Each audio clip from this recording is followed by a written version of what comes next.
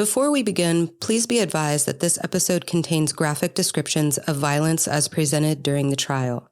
Please take care while listening. It's Wednesday, January 15th, 2025. By now, we, the jurors, are moving into the routine of our new job. The lobby call at our hotel has become a steady expectation, and once we're in our jury room at the courthouse, everyone just kind of moves into their spot. I think by this point, we had all gotten a taste for the task at hand. There was no exiting this scenario. It was just time to move in and do the job. It was only day 3 of the trial, after all. A knock at the door signaled it was time. We gathered our things, lined up, and took the solemn walk across the hallway into the courtroom. The door of the courtroom held open by one of our deputies as we stepped inside. Everyone is standing as we make our way into the jury box. I make it to my seat in the front row, 3rd chair in.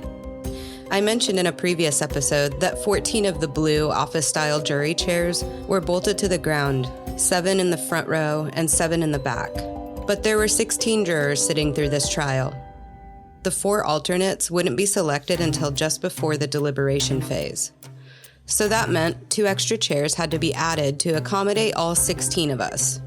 A matching freestanding blue office chair on wheels sat at the end of each row. The back row's extra chair stayed put throughout the trial, but the front row, now that was a different story. The way the jury box was designed meant that the extra chair had to be added after we all took our seats. So, every single time we entered the room, 15 of us would file in, with the entire courtroom standing, mind you, and quietly take our seats in the utter silence that filled the air. And then, clunk. A bailiff would maneuver the final 30-pound rolling blue office chair into the last block of space in the front row of the jury box. Then, the last juror was finally able to take her seat. This too had become a part of the routine, but today felt different. When we stepped into the courtroom this time, my eyes immediately went to the floor in front of the jury box where a large blue tarp had been laid out, covering the space just feet from where I would take my seat. I didn't know exactly what was coming, but I knew one thing. Today, we were stepping into the crime scene.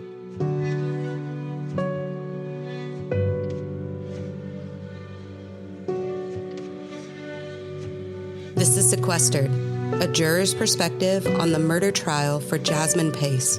I'm Sarah, juror number 11. Each episode, I'll take you inside the courtroom, behind the scenes, and into the weighty moments of this trial as we honor Jasmine's life and navigate the complexities of seeking justice. Let's begin. This is episode 4, Inside the Crime Scene.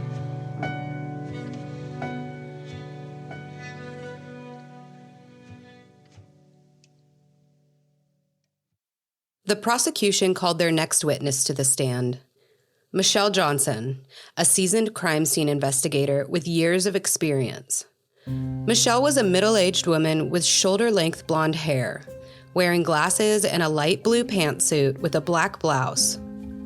Serious and guarded, she carried herself with the confidence of someone who had seen it all.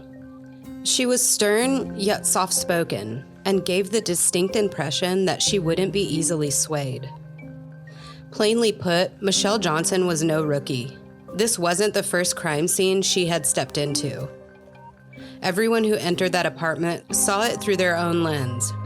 The Pace family searching for answers, and investigators piecing together evidence. But Johnson, she had one focus, honed by experience. She was looking for blood, and she found it.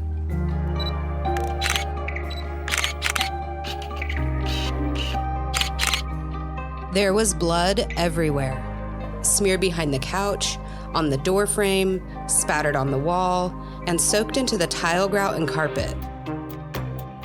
Johnson described the BlueStar reaction as one of the strongest she'd ever seen. How would you describe the BlueStar reaction that you yourself observed inside Mr. Chen's apartment? Very intense and long duration. It was probably the most I've ever seen on reaction to BlueStar on the crime scene. Is there a strong BlueStar reaction in the kitchen? Yes. Strong BlueStar reaction in the bathroom? Yes. Is there a strong BlueStar reaction in the bedroom? Yes. Next, the prosecution displayed a diagram of Chen's apartment, depicting the layout of the unit along with a couple of dozen circled numbers written in. Each number represented with a marker that pointed to a piece of evidence.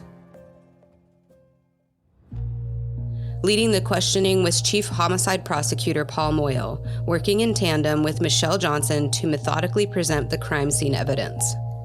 Tall and slender with short reddish blonde hair and a neatly trimmed beard, Moyle had the air of a prosecutor who had spent years dissecting cases just like this one.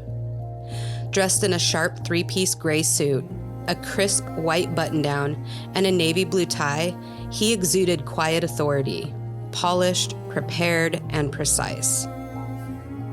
If Johnson was the steady, unshakable witness, Moyle was her perfect counterpart, relentless, measured, and razor-sharp in his approach. He didn't grandstand or overplay his hand. Instead, he guided Johnson through the evidence with the confidence of a prosecutor who knew exactly how to build his case, brick by brick. With a nod, he now directed her attention to a large evidence box sitting on the floor just outside of the witness stand. Inside, a 7-foot section of blood-stained carpet, cut straight from the floor of Jason Chen's apartment. Prosecutor Moyle asked CSI Johnson to open the large evidence box. She stepped out of the witness stand, picked up a pair of scissors, and began unsealing the box. With Moyle's help, the large piece of carpet, along with its blue underpadding, would be unfolded and laid out on the tarp, just steps in front of the jury box.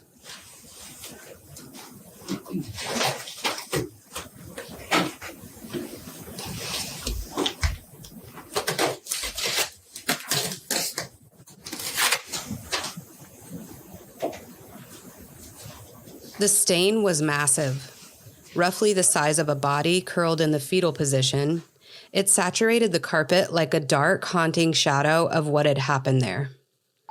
The blood, deep reddish brown, oxidized with time, had not just soaked in, but seeped through, penetrating both the carpet and the padding beneath it.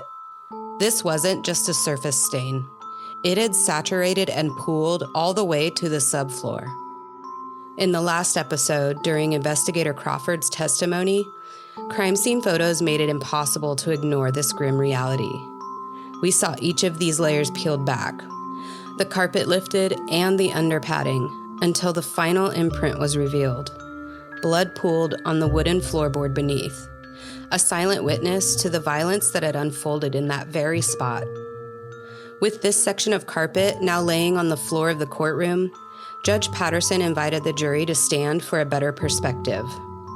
I pushed myself up, leaning over the edge of the jury box. From this angle, I could see the underside of the carpet facing up, where the stain was most clearly visible. The section of carpet was at least 7 feet wide, and Jasmine's blood filled more than half of the space. The sheer scale of it was staggering. Later in the trial, the medical examiner would confirm that nearly every ounce of Jasmine's blood had drained from her body. Even without that knowledge in this moment, I stood there, staring at the evidence, unable to shake a single overwhelming thought. How much blood would it take to create a stain this big? Here's a clip of NewsChannel 9's Latrisha Thomas and Meg Doyle talking about this part of the trial. Okay, here's a picture of the carpet that they brought out here. I want to bring in now NewsChannel 9's Meg Doyle. Meg, can you hear me okay here? Yes, I can. Can you hear me? We can, thank you. Perfect. So talk to me a little bit, Meg, about what was going on in the courtroom when this large piece of carpet that the prosecution says has blood on it was unwrapped and shown to the jury and everybody in the courtroom. Yeah, absolutely. So when they brought out this large piece of carpet, Obviously, people sitting in the general audience couldn't really see it, but the judge allowed the jury to stand up so they could fully evaluate the carpet, get a good look at it the entire duration that the carpet was pulled out. Michelle Johnson, the CSI witness who was on the stand testimony, she said that this carpet, the entirety of the stain was just over 5 feet. And then there's the one main stain, which is kind of just smack dab in the middle there. That stain alone is 3.5 feet by 32 inches. So obviously a very substantial stain there. And the reason why the crime scene investigators did not pick up on this the first time that they entered Jason Chen's apartment and did their initial search was because his bed was over this portion, and due to the poor lighting in his apartment, they were not able to pick up on this carpet and see that there was a stain, because this stain actually seeped through the carpet into the underlayer all the way to the floor. So it seeped through multiple layers, which shows just how substantial of a stain this was. So when the apartment complex, they said that they had to completely renovate Mr. Chen's entire apartment because the damage was just too substantial. There was too much cleanup. They said it would just be easier to kind of demolish everything and restart with that unit. So during that process, they obviously were moving everything out, moving it around, and came upon this stain, and they immediately stopped what they were doing, called the investigators, and the investigators requested that the apartment stop all their work until they could get back out there and kind of assess this. And obviously this is a large piece of evidence. So thankfully the apartment complex did speak up when they saw something. I also want to mention the glass fragments. Small shards were found in the living room. The jury watched as these fragments were admitted into evidence. And when I say they were tiny, I mean minute. You may recall the defense argued in their opening statement that Jasmine attacked Chen first with a wine bottle, then with a broken wine glass. But as CSI Johnson prepared to reveal this evidence, the reality told a different story. Using scissors, Johnson carefully opened a small envelope and emptied the tiny glass particles onto a black piece of paper. At Moyle's request, she folded the paper into a makeshift bowl, then passed it to him. With deliberate steps, Moyle carried it over to the projector. Now magnified on the screen, the courtroom could finally see them, the so-called fragments of a violent struggle. I'm being generous here, but there were maybe 10 pieces of glass. The largest, no more than a few centimeters in diameter, and the rest, practically dust. Then came Moyle's response. Those are fragments? Yes. Any clue where that came from? I don't know. Now on to Chen's car. A 2018 gray Toyota Camry sitting parked in the impound lot. Silent and unassuming. But investigators know better.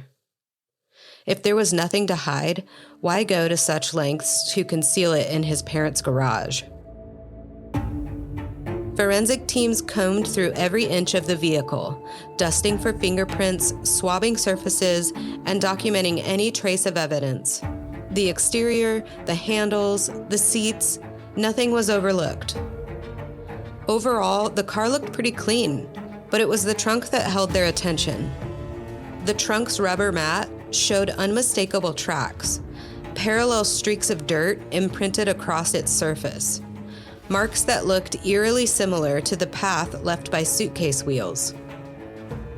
With the jury watching, investigators conduct a side-by-side comparison. Once again, the suitcase Jasmine's remains were found in was presented. With gloves on, Moyle held the suitcase at a horizontal angle so that the wheels were facing the jury. Standing next to him, Johnson held up the trunk liner, comparing the wheels of the suitcase with the imprints on the mat. The realization settled over the room like a heavy weight. proving this was more than just a theory.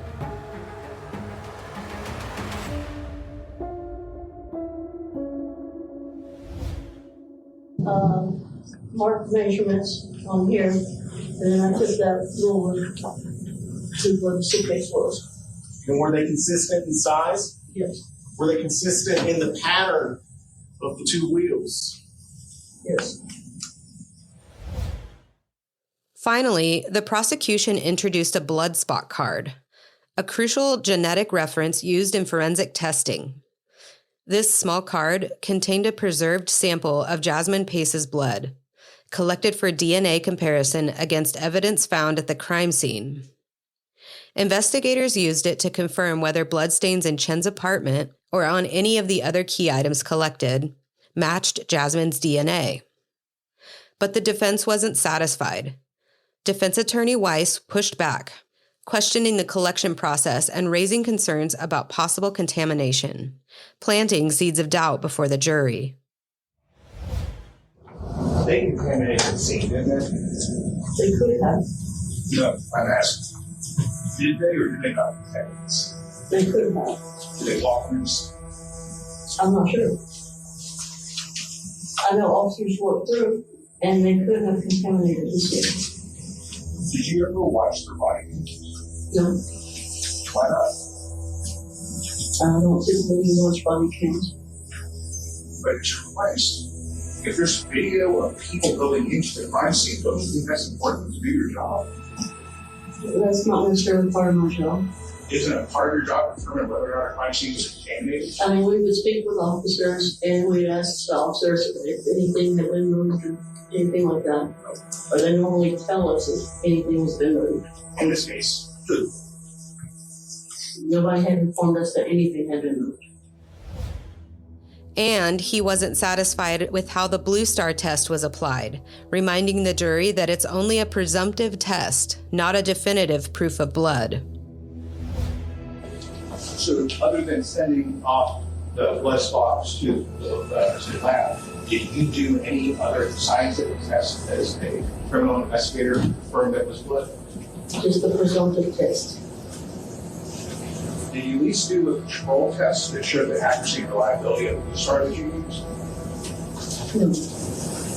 Isn't that standard operating procedure that you do a control test first? I mean, obviously, we had a control test based on the visible blood that also illuminated. No, that's the actual testing that you did. Did you do a control scientific? No. Weiss also pointed out what he felt was a critical gap in the investigation. Not all of the evidence was tested. Isn't it true that not all the evidence that you collected in this investigation was tested? Correct. But General Moyle had one more piece of evidence. Receipts. Walgreens, Walmart, isopropyl alcohol, Bounty paper towels, hydrogen peroxide. All purchased on November 23rd, 2022, the day Jasmine disappeared. The debit card used for these purchases? It matched the one found in Jason Chen's wallet. And then, one final unsettling fact. A box of trash bags that should have held 40 now contained only 11 or 12. We already know that Jasmine's body had been wrapped in 3 layers. Where were the other bags? Okay, I get it. We don't know exactly when Chen purchased that box, or how many had already been used before the night of November 22nd. But sitting in that courtroom, it was impossible to ignore the unspoken question hanging in the air. What happened to the rest of the bags? It's interesting. After my sequestration, when my producer and I went back to Chattanooga to visit the location sites mentioned during the trial, we ended up sitting in the parking lot of the Walmart that Chen was seen visiting. Before leaving, we decided to take a drive around the rear of the building to get an idea of their dumpster situation. We already know that the dumpsters at the lofts at Tremont were thoroughly searched, and no trash bags containing cleanup efforts were collected. There was a whole lot of blood in his apartment, and Jason had a big mess to clean up. I want to know where he disposed of all that material. I wondered if he took it with him on one of those trips to Walmart. Here's a clip of my producer and I counting the dumpsters behind Walmart on that day. Okay, so now we're going to go look for dumpsters at the Walmart, just in case. There's so many questions I wish I would have asked now that I'm on this side of the case, and this is one of them. Not only was there any footage captured from Walmart's parking lot of Jason Chen sitting in the parking lot? Secondly, were any dumpsters searched or looked through? It may have been totally irrelevant at that point because, footage may have been obtained much later. Dumpsters may have been dumped by then. I don't know. But there could have been footage, potentially. So we're going to see what kind of dumpsters could be around. We did talk to one person who thought the dumpsters would be locked up. So let's just go see what it looks like.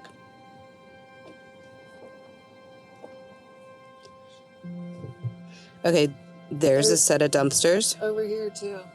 Okay, yep. So there's 2 dumpsters over here to the right. There's one dumpster up against the side wall of Walmart. The ones on the right don't even look like they belong to Walmart, so he could have easily put them there. And as we're turning the corner to go on the back side of Walmart, there are 4 dumpsters lined up that he could have had access to. And then on the other side, opposite of the rear of Walmart, is a wooded area, which could have easily had anything discarded over there. So the knife has never been found. The phone has never been found. Bloody towels, any of this kind of stuff has never been discovered. So who knows if that has ended up in a landfill somewhere by now, if it was cast over into the woods somewhere, who knows?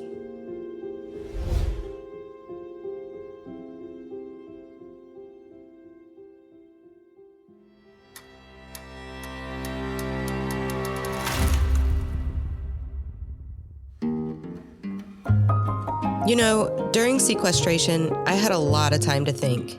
And honestly, I kept wishing I had a speaker so that I could just listen to a great book. That's why I love audiobooks. Whether I'm driving, walking the dogs, or traveling, I can just press play and get lost in an amazing story anytime and anywhere. One of my all-time favorites is New York by Edward Rutherford. This epic historical novel spans over 400 years, following generations of families through the city's most pivotal moments, from its Dutch settlement days and all the way to 9/11. It was one of the first audiobooks I had ever listened to. It felt like the narrator was reading the story just for me. I was completely hooked. Here's some good news. You can listen to New York or any other book for free. Audible is giving sequestered listeners a free audiobook with a 30-day trial. Just go to audibletrial.com/sequestered. That's one free book, yours to keep forever. So find something you love and get listening. Go to audibletrial.com/sequestered.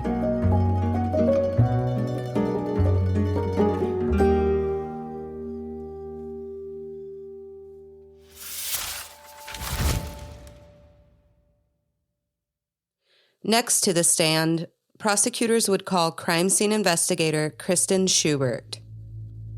Schubert was one of the CSI experts assigned to the search of 110 Tremont Street on November 28, 2022. Her role in this search was to apply the BlueStar forensic agent, a chemical designed to react with traces of blood. These results were clearly seen in numerous evidence photos presented thus far in the trial. But the defense was ready to poke holes in Schubert's findings. Could the reaction have been caused by bleach? No bleach was found in the apartment. But here's a key detail. No second test was performed to confirm that the substance was blood. Tell the jury what BlueStar is. BlueStar is a chemiluminescent blood reagent. And investigators use it to help identify areas of interest where the blood may not be visible to the naked eye. When it is applied, it reacts with the iron in your blood. And if there's a positive reaction, you will see that blue or light blue glow. And that is then documented with photographs, and swabs of those areas are taken for further testing. Have you received specialized training on the applications of BlueStar? We have received training on the application, yes. The National Forensics Academy? Yes. So are there other substances other than the iron in blood that can cause a BlueStar reaction? There are several false positives with BlueStar. Such as?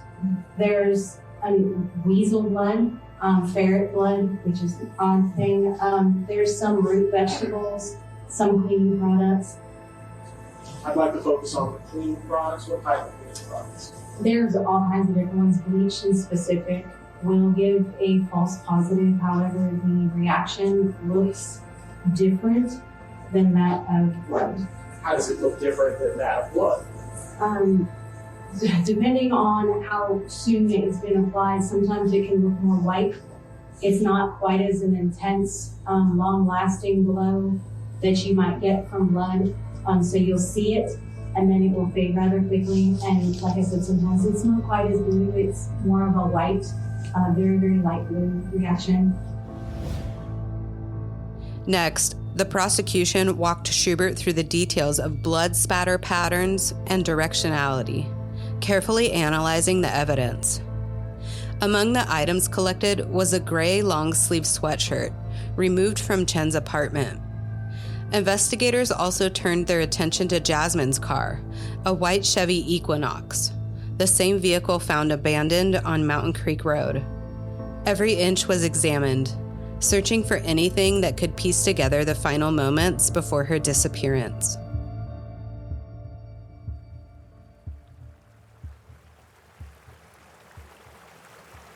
Suck Creek Road, a quiet, wooded stretch along the Tennessee River in Chattanooga, Tennessee. It's gorgeous, actually. The river raging on one side, and on the other, lush, forested landscapes peek between walls of limestone. Beautiful homes line the river's edge as you make your way into Prentice Cooper State Forest. You'll remember from episode 1 how beautiful and outdoorsy this area is. And in November, the colors would have been stunning on Suck Creek Road. Later in the trial, we'll have insight into the casual moments of Jasmine and Jason's relationship. Just days before she went missing, Jasmine sent Jason a text recommending that he go see the fall foliage on Sut Creek Road.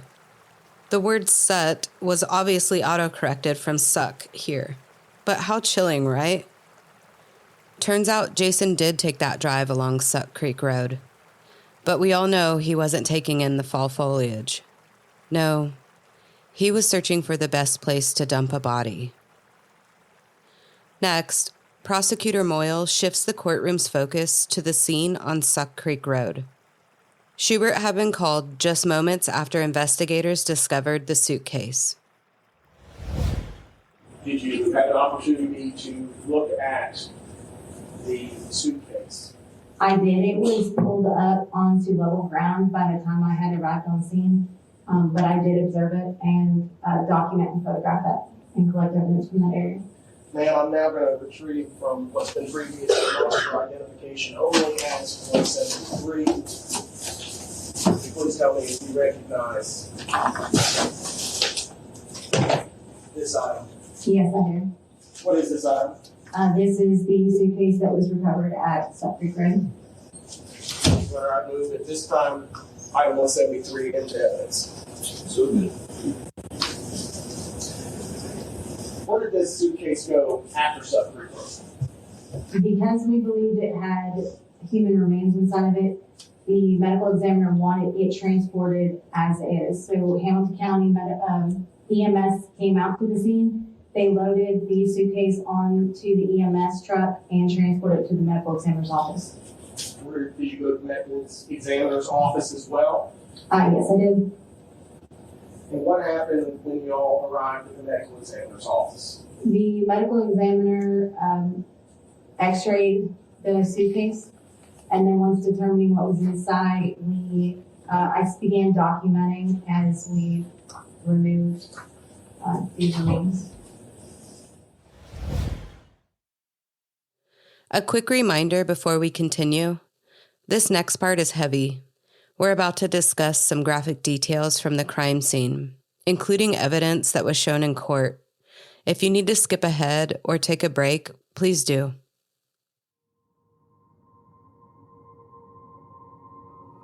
Once the suitcase was transported to the medical examiner's office, its contents would be revealed, and investigators would finally locate Jasmine Pace. Her tiny body lay inside the suitcase, handcuffed and shackled in the fetal position, and wrapped inside 3 layers of trash bags.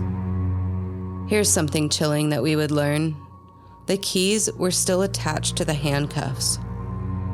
CSI Kristen Schubert had carefully documented each detail as the medical examiner peeled back every layer, revealing the brutality of what had been concealed inside of that suitcase.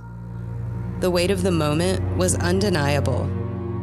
General Moyle and Judge Patterson warned the courtroom the next images would be difficult to see. A hush fell over the room, because once these photos were shown, there would be no looking away.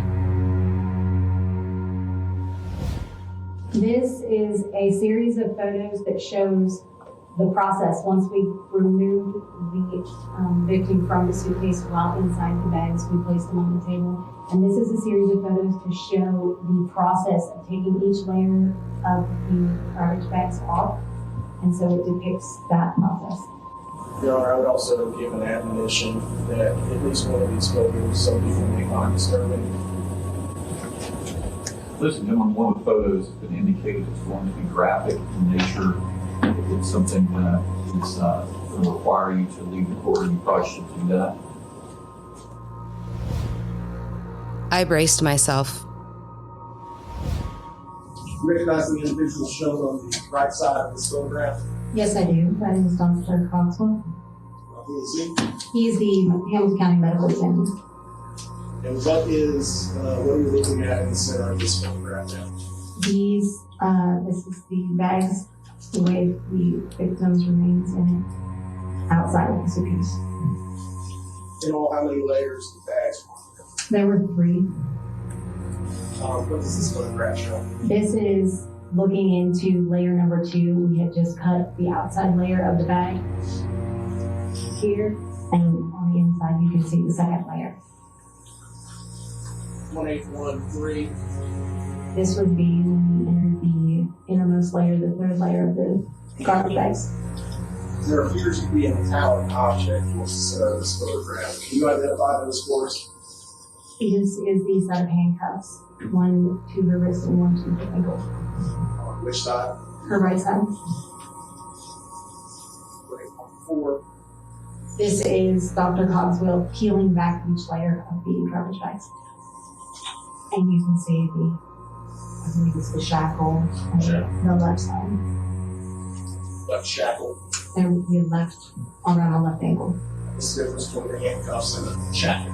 Well, the handcuff had 2 locations. So there was one to attach to her hand and one to her ankle.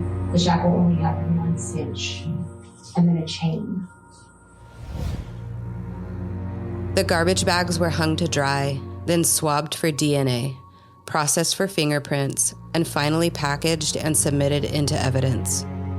Schubert also collected swabs from the suitcase, carefully testing the handles, zippers, and other key areas for any trace of forensic evidence. From my vantage point, Jason Chen never once looked up while these images were shown. Sitting in the courtroom each day, I often wondered what he was thinking as evidence and timelines unfolded. Was he processing it all? Was he reliving those moments? Now I wondered, as the gears of this trial were shifting, was he more prepared than the rest of us for what was coming next? The defense takes the stand and shifted the focus. A receipt from Elevated Hemp Company was found in Jasmine's car, time-stamped November 22nd at 3:16 p.m. It showed the purchase of 2 disposable vape pens. It seemed like the defense was trying to introduce doubt, maybe even suggesting that Jasmine was under the influence that night. They didn't stop there. The defense also turned its attention back to the BlueStar testing, raising questions about possible scene contamination and attempting to plant uncertainty in the jury's mind. So you came after a BlueStar application had already been applied, That's correct. and you walked through this scene? I would booties applied, yes. If there was blood on the floor, would your booties soak up the blood? If there was pools of blood or fresh blood, yes. It's potentially, yes, you would pick it up. What about that? Usually it doesn't just pick up and move around with dry blood. It's possible for even crime scene investigators to contaminate a scene, right? I'm not saying it's impossible. Investigators needed DNA proof, something concrete to tie the evidence together. Enter Greg Martis, a retired crime scene investigator with years of forensic experience. His job was to collect the genetic reference samples that would confirm Jasmine Pace's identity. He gathered a couple of toothbrushes and a hair clip from Jasmine's house, ensuring they would provide a reliable DNA profile. Then he collected swabs from each of her parents. Their genetic markers would serve as the key comparison in the forensic process. It was a necessary step, a clinical process, but one that carried an undeniable weight. A family's DNA, not just confirming identity, but solidifying loss. And specifically on the 30th of November 2022, were you working as a crime scene investigator? Yes, I was. On that day, did you respond to a particular location to collect any evidence? Yes, I did. Do you recall where you were sent to? Detective Slaughter had called me and asked me to respond over to the homicide unit office, and I went over there. For what purpose? He wanted me to collect a DNA sample from the parents of the victim. And what type of sample did you collect? I collected buccal swabs, which is a swab of the inside of the cheek. The skin on the inside of your mouth is very soft and soft cells easily, so it's a good source for DNA. Sir, I'm handing you what's been marked for identification purposes as Exhibit 193. Tell me if you recognize that item. Yes, sir, I do. Where did that item come from? That is a swab from Katrina Pace. Who collected that swab from Katrina I collected that. At the homicide office? That's correct. On what day?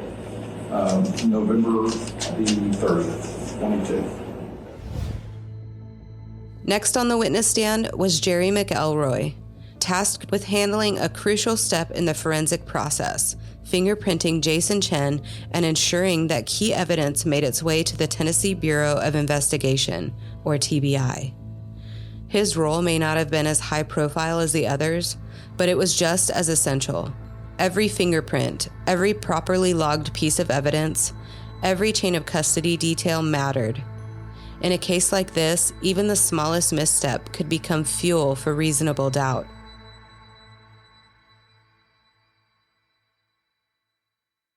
Finally, investigators turned to technology. After all, digital evidence doesn't lie. TBI's digital forensic expert, Rachel Bacaletz, took the stand next. Her job was to extract data from Jason Chen's SIM card. The results? A phone number, an ICC number, tiny breadcrumbs in a digital trail, each one with a potential key to unlocking the truth. And then a discovery. From the SIM card, Bacaletz identified the phone number associated with it, and it wasn't Chen's. It was Jasmine's.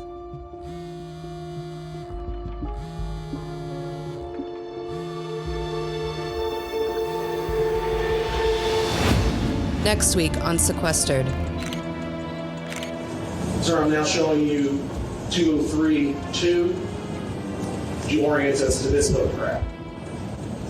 If I can point to the suitcase, to this area here that we're x-raying. And again, we see another one of these reinforcing ribs, a few more rivets, et cetera, a zipper. And here we have a knee. You can see the kneecap here and the lower leg, the shin and the fibula that goes along with it. This is the thigh bone. Here you see a hand, or the bones of a hand, and you can see the top of the skull as well here. Thank you, sir. The medical examiner takes us through Jasmine Pace's autopsy, bringing new insight to what really happened inside Jason Chen's apartment. Stick with us, we're in the thick of it now.